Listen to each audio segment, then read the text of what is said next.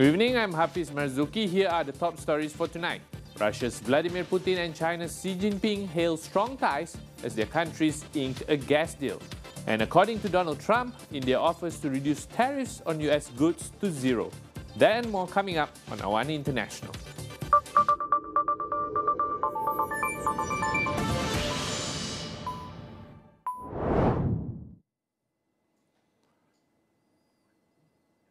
In Beijing, Russian President Vladimir Putin and Chinese President Xi Jinping hail what they call an unprecedented partnership while jointly criticizing Western powers.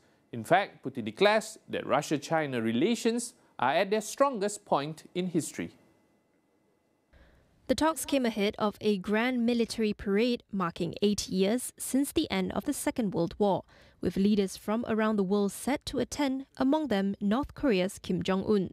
Xi, who recently hosted the Shanghai Cooperation Organization SCO summit in Tianjin, warned of worsening global instability caused by what he called bullying by unnamed countries, a thinly veiled reference to the United States.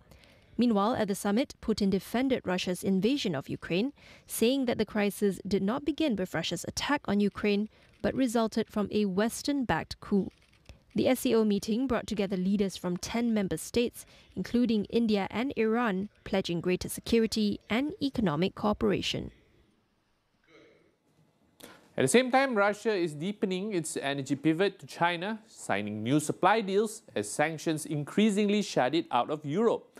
Gazprom has agreed to slightly increase gas supplies to China through an existing pipeline and signed a memorandum for a new second line.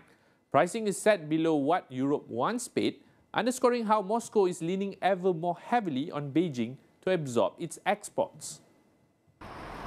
Gazprom has agreed to boost gas flows through its existing Power of Siberia pipeline to 44 billion cubic meters a year, up from 38. It has also signed a memorandum to build the Power of Siberia 2 line, which would deliver another 50 billion cubic meters annually through Mongolia. Gazprom CEO Alexei Miller said gas prices from China are lower than European levels because of long distances and difficult terrain. Russia is strengthening energy ties with China, its top trading partner, after losing market share in Europe due to sanctions. China is already Russia's biggest buyer of crude and pipeline gas, its second largest coal customer, and third largest for LNG. For Chinese President Xi Jinping and his Russian counterpart Vladimir Putin, the No Limits partnership anchors a relationship between the world's largest energy consumer and its biggest resource supplier, one that has only deepened under Western sanctions over the Ukraine war. Now, India has offered to cut tariffs on US goods to zero, according to President Donald Trump.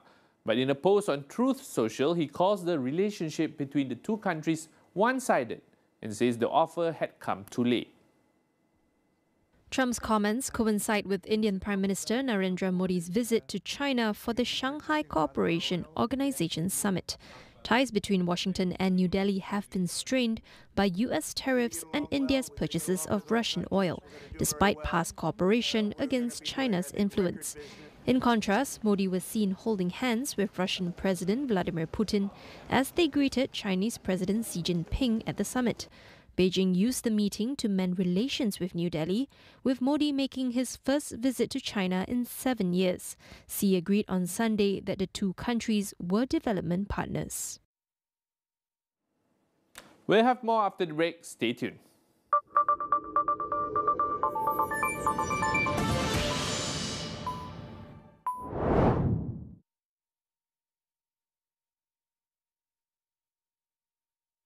Di dalam setiap berita yang dibawa, konteks amat penting. Kami sentiasa membawakan yang tergempar dan terkini. Pastikan Astro AWANI menjadi pilihan anda, tidak kira di mana sahaja anda berada.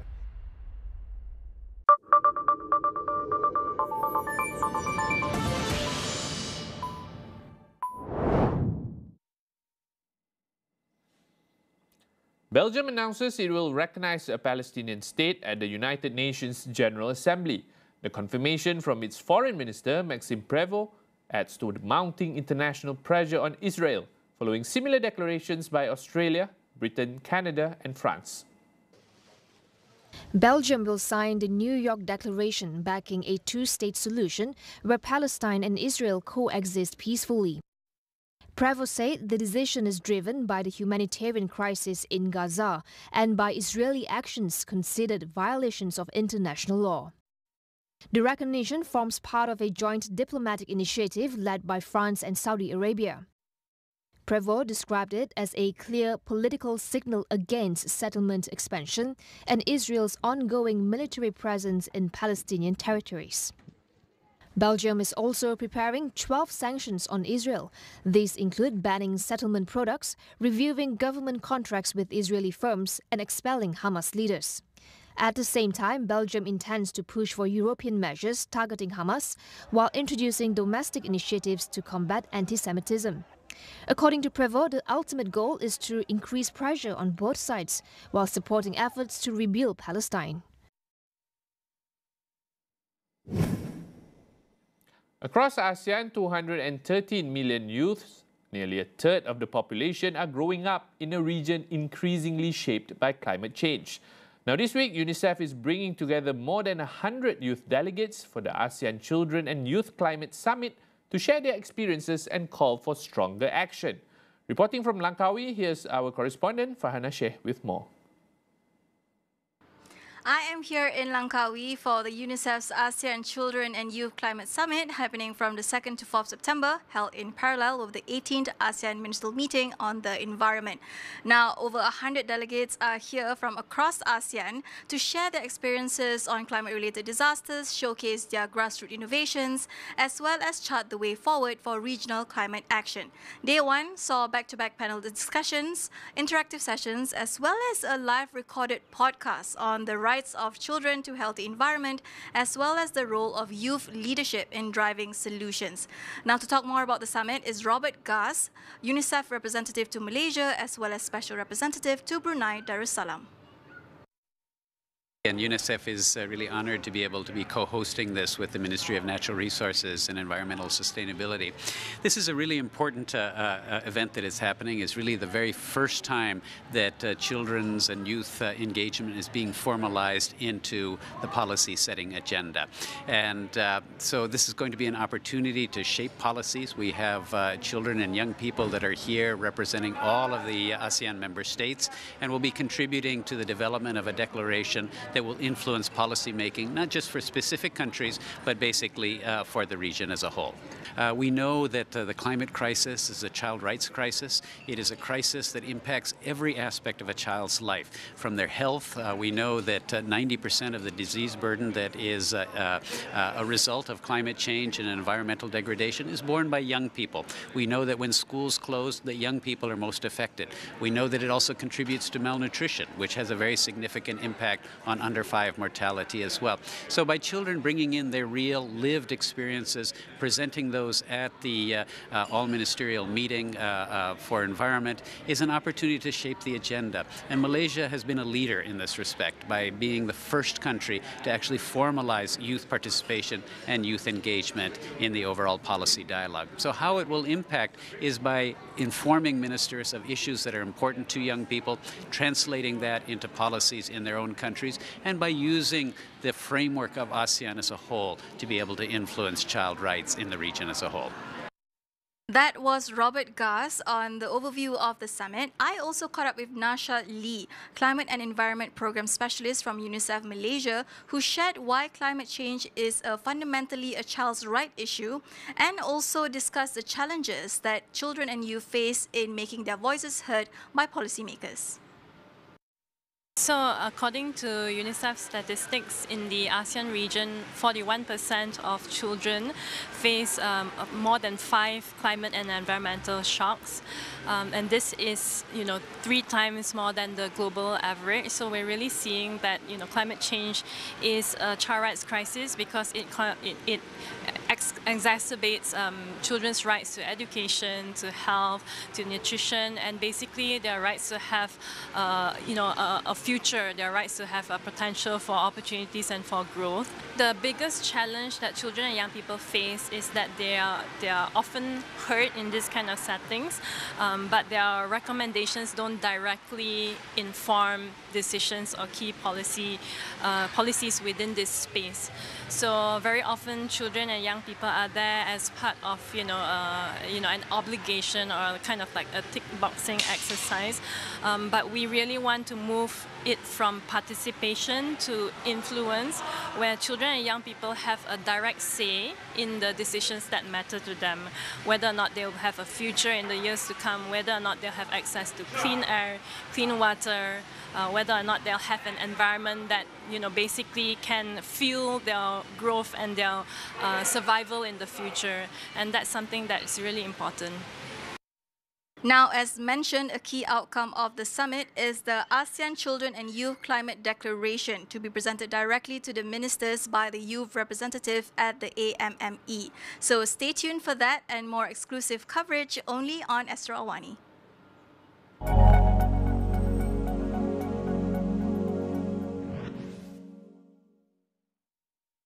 The pursuit for coexistence and world peace continues with the forum entitled "The Ties That Bind: A Journey Towards Understanding and Human Fraternity," organized by the Higher Committee of Human Fraternity, or HCHF, in collaboration with the Better World Fund, or BWF.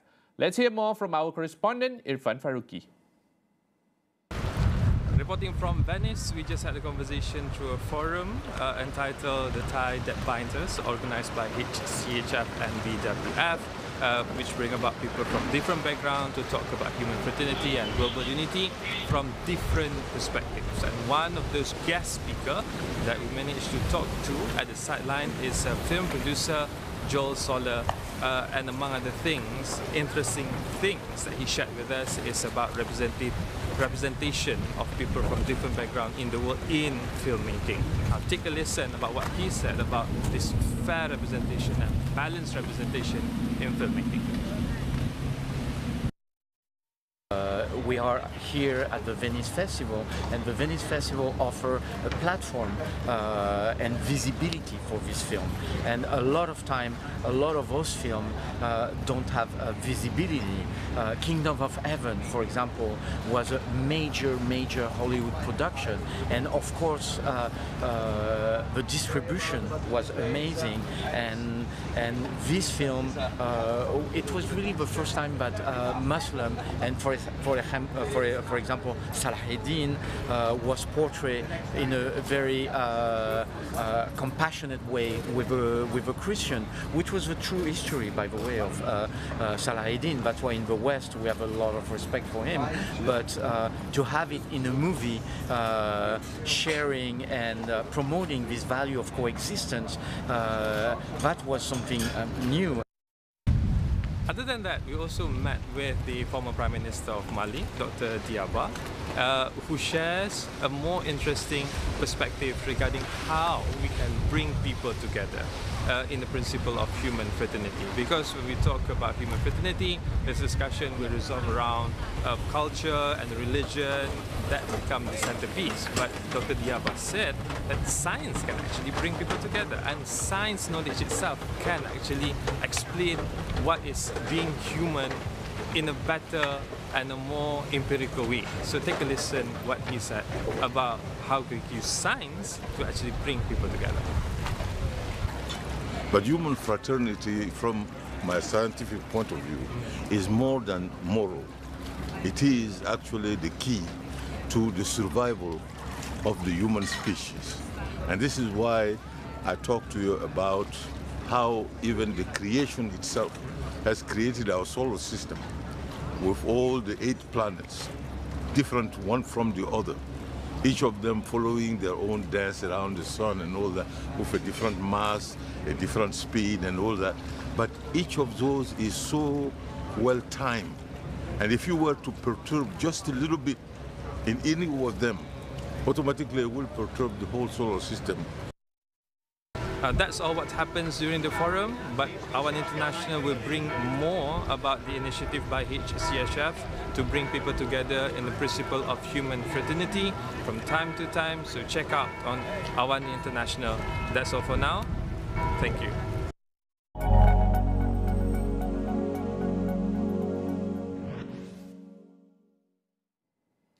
That's all we have for you tonight. I'm Hafiz Marzukhi. Thanks for watching.